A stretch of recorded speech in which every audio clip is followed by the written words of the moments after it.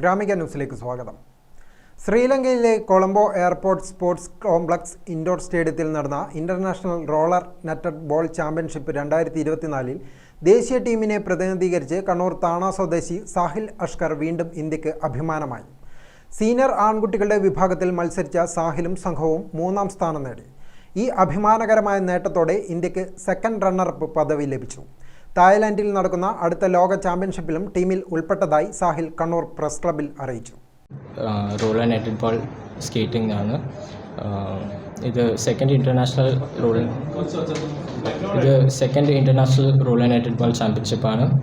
ഇതിൽ few teams പങ്കെടുത്തു. അതിൽ Myanmar, Nepal, Sri Lanka, Maldives, India, UAE countries participate ചെയ്തു.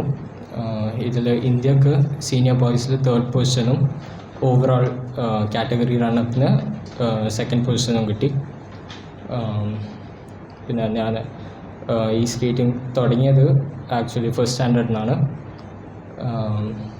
പിന്നെ ഇത് ഈ ഒരു ഗെയിം വന്നു എന്നുള്ള രീതിയിൽ ഞാൻ അതിലേക്ക് ഫോക്കസ് ചെയ്യാൻ തുടങ്ങി.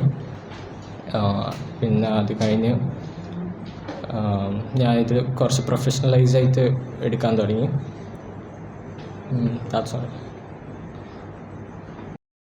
രണ്ടാം തവണയും ഇന്ത്യയെ പ്രതിനിധീകരിച്ച അന്താരാഷ്ട്ര ചാമ്പ്യൻഷിപ്പിൽ പങ്കെടുക്കുന്ന സാഹിൽ ആഗോളവേദിയിൽ തന്റെ കഴിവ് പ്രകടിപ്പിക്കുന്നത് തുടരുകയാണ്. 2022 മലേഷ്യയിൽ നടന്ന മുൻ ഇന്റർനാഷണൽ റോളർ നെറ്റഡ് ബോൾ ചാമ്പ്യൻഷിപ്പിൽ ഇന്ത്യൻ ടീമിനെ നയിച്ച് വിജയത്തിലെത്തിച്ചിരുന്നു. സബ് ജൂനിയർ ആൺകുട്ടികളുടെ വിഭാഗത്തിൽ സ്വർണ്ണ മെഡൽ ഉറപ്പാക്കുകയും ഓവറോൾ ചാമ്പ്യൻഷിപ്പ് നേടാൻ ഇന്ത്യയെ സഹായിക്കുകയും ചെയ്തു. കണ്ണൂർ താണയിൽ പരേതനായ അഷ്കർ MVയുടെയും ഷെഹ്ല അഷ്കറിന്റെയും മകനായ സാഹിൽ കണ്ണൂർ ചിന്മയ സ്കൂൾ 11ാം ക്ലാസ് വിദ്യാർത്ഥിയാണ്. വാർത്താസമ്മേളനത്തിൽ ഷെഹ്ല അഷ്കറും പങ്കെടുത്തു.